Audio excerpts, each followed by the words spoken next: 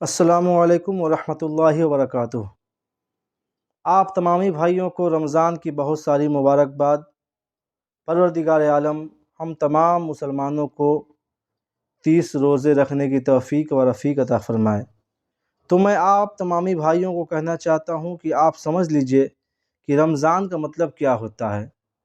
رمضان ایک جسمانی عبادت کا نام ہے، اور خاص طور سے روزہ رکھنے سے ہم کو یہ بھی معلوم ہوتا ہے کہ ہم روزہ رہ رہے ہیں، بھوکے رہ رہے ہیں، تو ایک دوسروں کی بھوک کی پیاس کی شدت کو ہم خود محسوس کر سکتے ہیں۔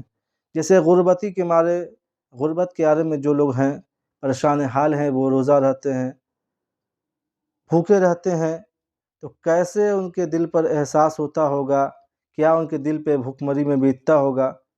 اسی لیے اسلام نے اس کے اصول کو بنایا۔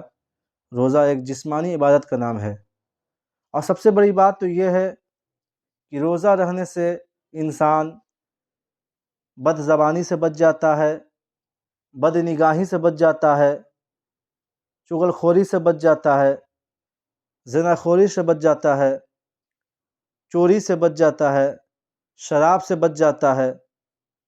ہر ایک برے کاموں سے انسان خود بخود بچ جاتا ہے۔ جب وہ برا کام کرنا چاہے گا تو اس کے دل میں ایک خیال آئے گا کہ ہم روزہ ہیں، ہم روزے سے ہیں، تو خود بخود انسان نیک راستے کو اختیار کر لے گا۔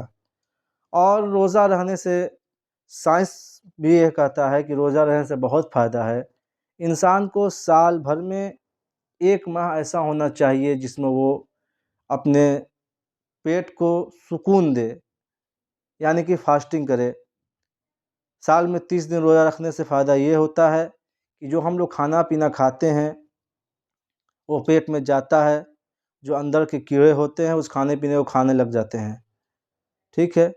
اس کے بعد اگر ہم روزہ رہتے ہیں، ہم کھانا پینا اپنے پیٹ کو نہیں دیتے ہیں، بھوکے رہتے ہیں، تو وہ جو اندر کے کیڑے ہوتے ہیں، جو گندگی چیز ہوتا ہے، جیسے فیٹ ہو گیا، چربی ہو گیا، اور جو بھی ڈش ڈیٹ جو بھی گندگی چیز ہوتا ہے، وہ کیڑے کو کھانے لگتے ہیں، کیڑے اس کو کھانے لگتے ہیں۔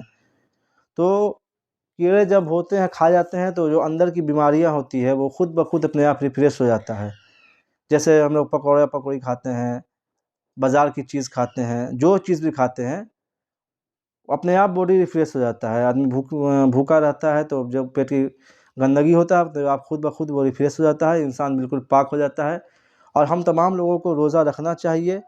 رمضان کا روزہ اللہ تبارک و تعالیٰ نے فرض قرار دیا ہے، رکھنے پہ بہت بے انتہا ثواب ہے، اور جو نہیں رکھتا ہے اس پہ بے انتہا عذاب بھی ہے۔ کیونکہ اللہ تبارک و تعالیٰ نے جیسے نماز کو فرض قرار دیا ہے، اسی طرح رمضان کے روزے کو فرض قرار دیا ہے، یعنی کہ آپ کو رہنا ایک دم لازمی ہے، نہیں رہنے والا سخت گنہگار ہے۔ آپ تمامی بھائیوں سے گزارش ہے کہ اس ویڈیو کو غور سے دیکھیں اور اس پہ عمل کریں۔